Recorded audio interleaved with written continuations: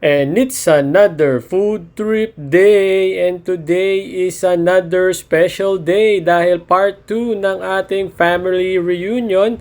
At yan nga syempre tulong muna tayo kay Tito na magdala ng mga foods. At yan nga dala na nila yung maraming mga foods na pinaihaw, pinaluto, etc. At ito nga is potluck ng buong fam. So sharing ng kanya-kanyang mga foods.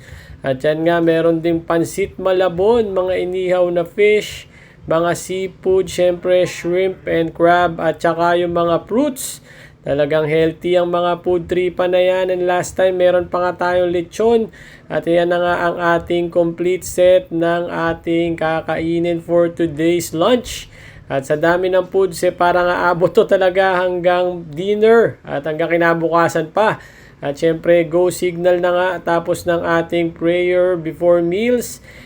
Syempre, kumuha na rin tayo sa ating plate at naglagay ng kanya-kanyang mga foods. At ito nga yung dalawang klase ng pansit malabon. May makapal na noodles at saka yung manipis. Lagay na rin tayo ng sinigang sa miso na salmon. At talaga namang ang sarap ng food tripan, lalo't na't maraming sama-samang kumain. At yan din lalabas yung mga masasarap na kwentuhan, syempre. At yan nga talagang na-miss din ang isa't isa. At lalo umuwi pa si Tita Nona at talaga namang solid na solid ang ating food trip with the whole fam. Ito na rin yung ating plate na kinuha. Syempre, hindi natin patatagalin. Tinikman agad ang pansit ng taga Malabon. At panalo, lalong-lalo kung may inihaw na liempo. Ang ganda ng pagkakabagay nun. Winner na winner. Tapos mas nagustuhan natin yung makapal na noodles nun. At syempre, andito malaking sugpo. At ito kahit di mo nasawsaw, talagang sariling flavor. Winner na winner. At lalo't may inihaw na talong. Combo talaga yan with the inihaw na pampano fish. Talagang winner na winner.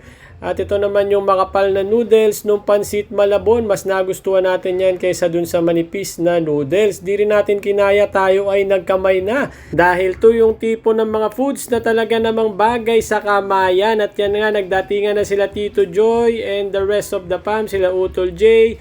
At syempre tuloy ang part 2 ng food tripan. Sila yung second batch at kami namang mga first batch desserts na lang dito sa Gedli. At yan nga happy si Tita Charito and together with the whole fam. Kanya-kanyang kwentuhan at syempre itong crab na to ang laki at ang taba talaga.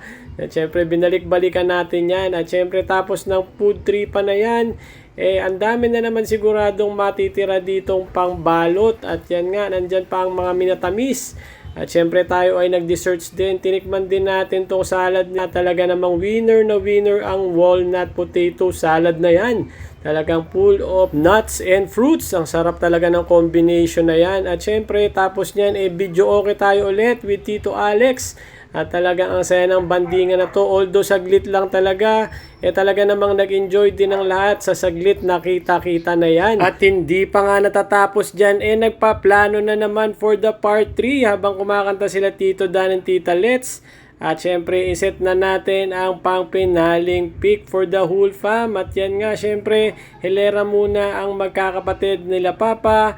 At syempre, habang tayo ang audience muna for the meantime. At syempre, nung ready na, tsaka natin yan pipicturean. Sabi ko picture pero video naman. At talagang minsan na lang makumpleto ang magkakapatid na yan nila Papa at yung iba nasa ibang bansa pa. So ito naman yung buong family no, kasama na tayong lahat. Syempre with all the kiddos at buong relatives sa Rodil side natin.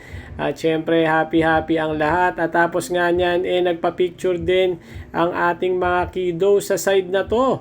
At yan nga ang mga batch naman nila Kuya George Cass. Pauwi na rin sila Tita Carmen. At syempre, kita-kits tayo ulit sa next food tripan. For just a day, we should have met some years before. Walk away, just